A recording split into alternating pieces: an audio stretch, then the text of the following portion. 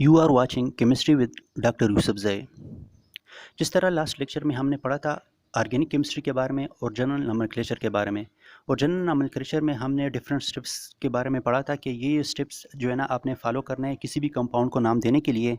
उसमें एक पॉइंट था कि अगर किसी भी कंपाउंड में आपके पास एक से ज़्यादा फंक्शनल ग्रुप्स हो तो उसमें किस जो है ना फंक्शनल ग्रुप को आपने as a main functional group लेना है और किस जो है ना फंक्शनल ग्रुप को आपने एज ए सब्स्टिट्यूएंट लेना है। तो उसके लिए फिर मैंने कहा था कि मैं जो है ना नेक्स्ट क्लास में आप लोगों को बताऊंगा कि एक प्रायोरिटी टेबल है फंक्शनल ग्रुप का, आपने उसको फॉलो करना है।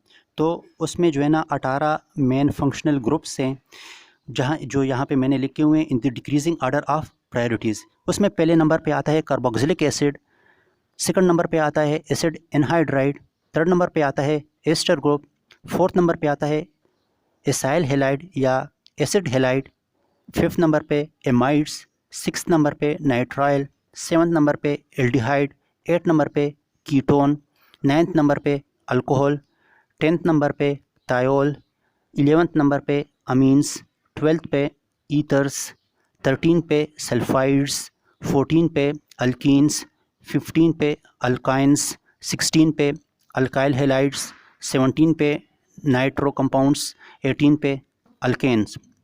लेट सपोज अगर एक कंपाउंड है जिसमें दो फंक्शनलिटीज़ है, एक कार्बोक्सिलिक एसिड का और एक अमाइड का, तो आपने जब नाम देते हो तो उसमें अमाइड को आपने एज ए सब्स्टिट्यूएंट लेना है और कार्बोक्सिलिक एसिड को आपने as a main functional group लेना है।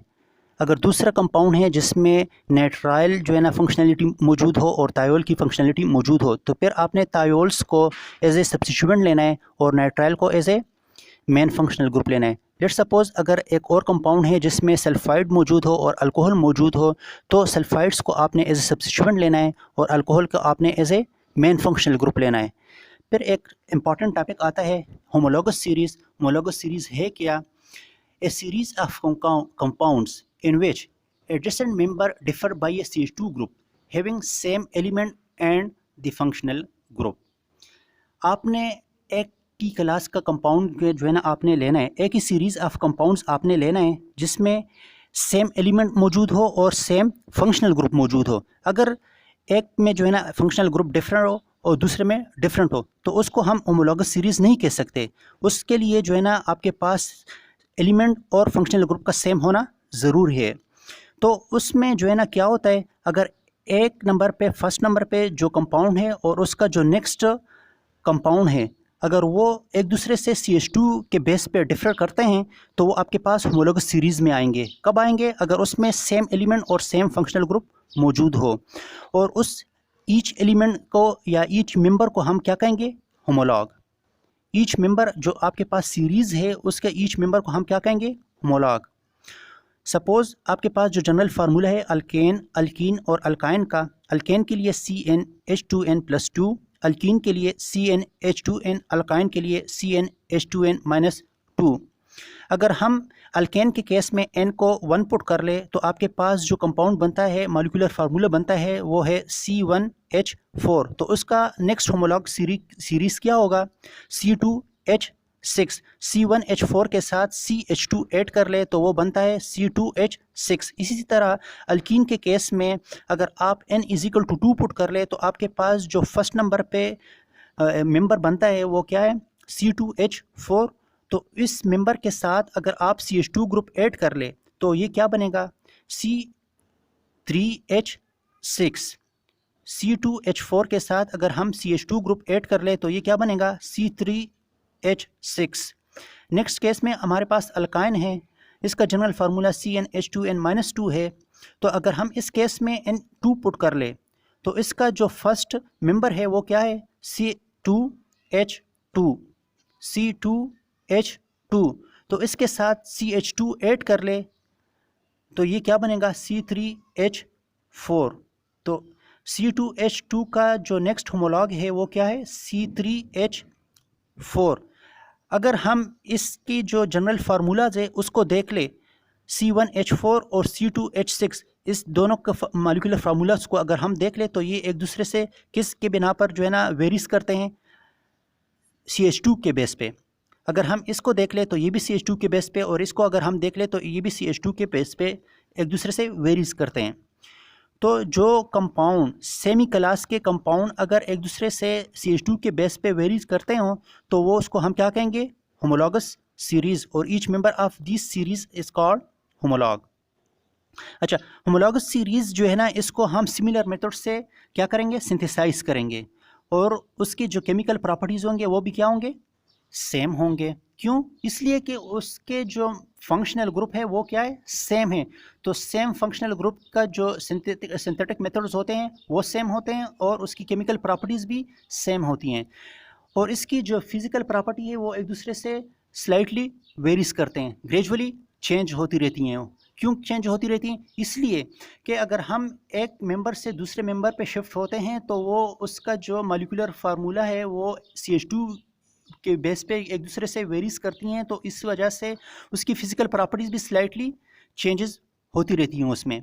अच्छा, जो हमारा सबसे इम्पॉर्टेंट टॉपिक है नॉमेनक्लेचर, जिस तरह लास्ट टाइम हमने पढ़ा था, आज उसके जो डिफरेंट स्टेप्स है उसको मैं स्लाइटली आपको बताता हूँ कि उसमें आपने पहले नंबर पे क्या करना है, लॉन्गेस्ट चेंज को सेलेक्ट करना है।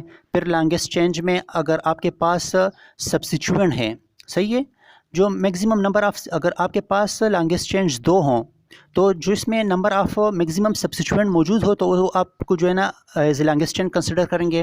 फिर आपने नंबरिंग देनी है, नंबरिंग किस एंड से देनी है, जिसमें सब्स्टिट्यूएंट को कम से कम नंबर मिल जाए। अगर 2 सब्स्टिट्यूएंट इक्वल पोजीशन पे मौजूद हो, अगर एक एंड से एक सब्स्टिट्यूएंट सपोज 2 नंबर पे मौजूद हो और दूसरे एंड से भी सेकंड नंबर पे, तो आपने फिर सम अप करना है सब्स्टिट्यूएंट की पोजीशंस को, सही। फिर आपने क्या करना है, सब्स्टिट्यूएंट की पोजीशन को सम ऑफ करना है, और जिस पोजीशन का जो आपके पास कम नंबर आ रहा हो तो आपने उसको करेक्ट नंबर कंसिडर करना है। 5th नंबर पे आपके पास पोजीशन और आपके पास जो सब्स्टिट्यूएंट उसको आपने हाइफन से सेपरेट करना है। फिर आपने अगर 1 से ज़्यादा सब्स्टिट्यूएंट मौजूद हो तो आपने उसमें जो है ना अल्फ़ाबेटिकल ऑर्डर फॉलो करना है। अगर अल्फ़ाबेटिकल ऑर्डर में एक पहले आता है तो आपने उसको पहले लिखना है, अल्फ़ाबेटिकल ऑर्डर में वो अगर बाद में आता है तो आपने उसको बाद में लिखना है। 7 नंबर पे आपने जो है ना वो क्या करना है, अगर सेम ग्रुप मौजूद हो तो आपने उसको क्या करना है, उससे पहले डाई ट्राई वगैरह लिखना है। अगर आपके पास सेम पोजीशन पे 2 ग्रुप मौजूद हो, सब्स्टिट्यूएंट मौजूद हो, तो आपने उस पोजीशन को 2 बार मेंशन करना है। लेट्स सपोज अगर 3rd नंबर कार्बन पे 2 मिथाइल मौजूद हो तो आपने 3,3 हाइफन डाई मिथाइल यहाँ पे मेंशन करना है, सही है। और 9 नंबर पॉइंट हमारे पास ये है कि अगर सब्स्टिट्यूएंट, नंबरिंग ऑफ सब्स्टिट्यूएंट आपने कहाँ से स्टार्ट करना है, start directly from carbon attach to the main chain and write it in parenthesis. अगर सब्स्टिट्यूएंट जो है ना आपके पास मेन चेंज पे मौजूद हो और उसमें मज़ीद जो है ना सब्स्टिट्यूएंट हो, सही है। अगर सब्स्टिट्यूएंट पे आपके पास सब्स्टिट्यूएंट मौजूद हो तो आपने उस सब्स्टिट्यूएंट की नंबरिंग करनी है, और नंबरिंग कहाँ से स्टार्ट करनी है, उस कार्बन से जो मेन चेंज पे, जो मेन चेंज के साथ अटैच हो। अच्छा, तो स्टार्ट हम करते हैं अल्केन से। अल्केन का जिस तरह लास्ट टाइम मैंने बताया था कि CnH2n इसका जनरल फार्मूला है, उसके जो है ना कार्बन की वैलेंसीज क्या होती है, कंप्लीट होती है। यहाँ पे मैंने एक एग्जांपल दिया हुआ है, ये लॉन्ग चेंज, पहले फर्स्ट नंबर पे मैंने जिस तरह बताया था लॉन्ग चेंज सेलेक्ट करना है, तो ये लॉन्ग चेंज मैंने सेलेक्ट किया हुआ है, इसको मैंने हाईलाइट किया है। फिर आपने नंबरिंग स्टार्ट करनी है। नंबरिंग कहाँ से स्टार्ट करनी है कि अगर सब्स्टिट्यूएंट आपके पास इक्वल पोजीशन पे मौजूद हो तो आपने फिर उसका सम ऑफ करना है, और अगर सब्स्टिट्यूएंट ऑलरेडी जो है ना इक्वल पोजीशन पे मौजूद ना हो तो फिर आपने इसके सब्स्टिट्यूएंट को देखना है कि जिसको कम से कम नंबर मिल रहा हो। तो यहाँ पे अगर हम इस केस में देख ले तो यहाँ पे जो है ना इस कार्बन के साथ सब्स्टिट्यूएंट मौजूद नहीं है सेकंड नंबर पे, और इस केस में जो है ना सेकंड नंबर कार्बन के साथ 2 मिथाइल ग्रुप अटैच है। तो आपने नंबरिंग जो है ना लेफ़्ट से जो है ना ये राइट से स्टार्ट करनी है और लेफ़्ट की तरफ लेके जानी है। तो यहाँ पे जो है ना कार्बन 1, 2, 3, 4, 5, 6 एंड 7। फिर उसके बाद क्या है, यहाँ पे मेन चेंज लिखना है। मेन चेन आपके पास कितने नंबर का है, 7। तो जो मेन जो आपके पास मेन चेन है या जो बेसिक नेम है वो क्या होगा, हेप्टेन। फिर आपने इसकी सब्स्टिट्यूएंट लिखनी है। सब्स्टिट्यूएंट क्या है, 2 मिथाइल ग्रुप अटैच है, तो अगर 2 मिथाइल ग्रुप अटैच है तो उसको आपने क्या लिखना है, डाई मिथाइल। उसकी पोजीशन को भी आपने मेंशन करना है, तो वो क्या कहाँ पे है, 2 और 2 पे, तो 2 डाई मिथाइल हो गया। फिर उसके बाद एक अदर सब्स्टिट्यूएंट मौजूद है, वो यहाँ पे क्या है, 3rd नंबर पे और 5th नंबर पे। 3rd और 5th पे 2 इथाइल ग्रुप मौजूद है तो डाई इथाइल हो गया। तो यहाँ पे आपने इसकी पोजीशन भी मेंशन करनी है। तो यहाँ पे 3 and 5 डाई इथाइल। अभी जो यहाँ पे मैंने डिफरेंट पॉइंट्स लिखे हुए हैं, आपने इसको कंबाइन करना है किसके लिए, नाम देने के लिए। तो 3,5 di ethyl, 2,2 di methyl heptane. Di ethyl को मैंने पहले लिख लिया डाई मिथाइल से, जिस तरह मैंने वो स्टेप्स में बताया था कि अल्फ़ाबेटिकल ऑर्डर में आपने फॉलो करना है। तो इथाइल का ई पहले आता है मिथाइल के एम से, तो इसलिए मैंने ये पैटर्न फॉलो किया है।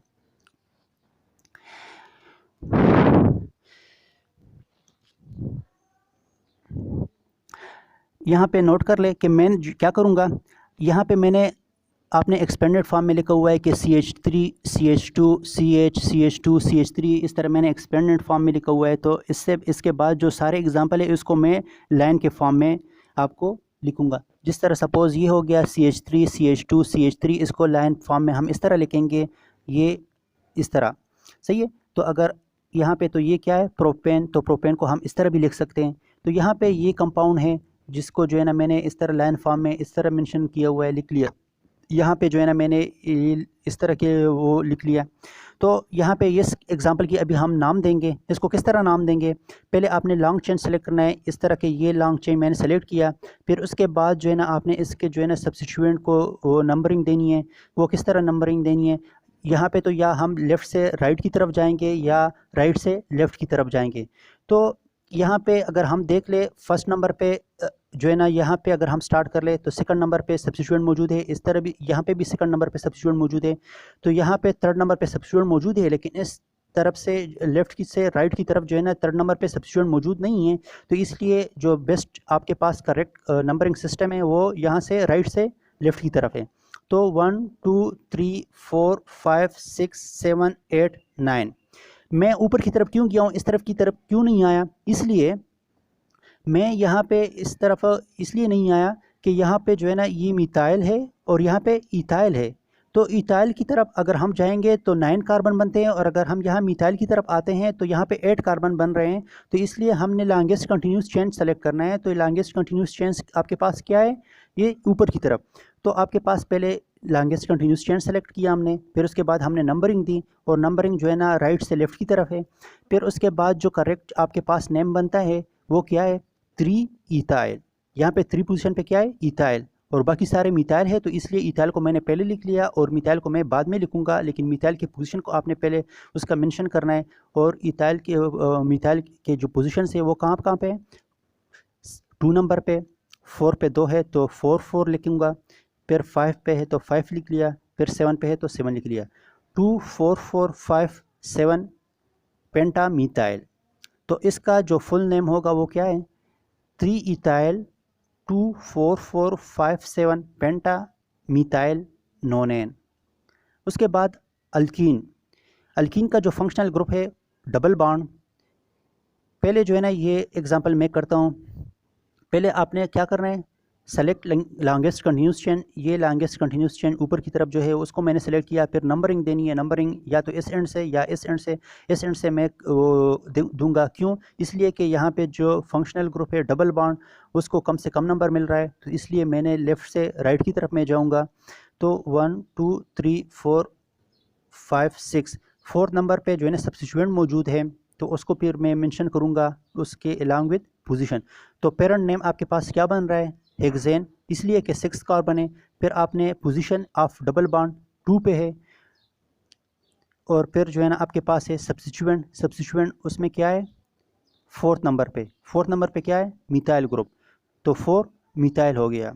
As double bond is present so an, यहाँ पे आपके पास डबल बॉन्ड मौजूद है, तो आपने इस डबल बॉन्ड की वजह से अल्केन का जो ANE है उसको रिप्लेस करना है ENE से, और उसका पोजीशन भी आपने मेंशन करना है। अल्केन के ANE को आपने रिप्लेस करना है ENE विद अल्कीन आपके पास बनेगा, और उसका पोजीशन भी आपने मेंशन करना है। तो यहाँ पे जो आपके पास ये कंपाउंड है, तो इसका जो फुल नेम है 4 मिथाइल, क्या है, 4 मिथाइल हेग्स। और यहाँ पे जिस तरह मैंने बताया कि आपने इन का जो पोजीशन है वो भी मेंशन करना है। तो 2 इन, इसलिए कि ये अल्कीन का जो डबल बॉन्ड है वो 2 पोजीशन पे है। तो 4 मिथाइल हेक्स 2 इन, ये तो आपके पास या तो ई जो डबल बॉन्ड होगा वो ई कॉन्फ़िगरेशन होगी इसकी, या उसकी कॉन्फ़िगरेशन जी होगी। तो ये इसका जो अलग टॉपिक है, तो इसको मैं नोमेनक्लेचर के बाद आप लोगों को बताऊंगा कि ई कॉन्फ़िगरेशन हमें किस तरह देंगे और जी किस तरह देंगे। तो आज के लिए इतना ही। इंशाल्लाह नेक्स्ट लेक्चर में हम अल्काइन और बाकी जो फंक्शनल ग्रुप्स है उसके बारे में पढ़ेंगे। Thank you.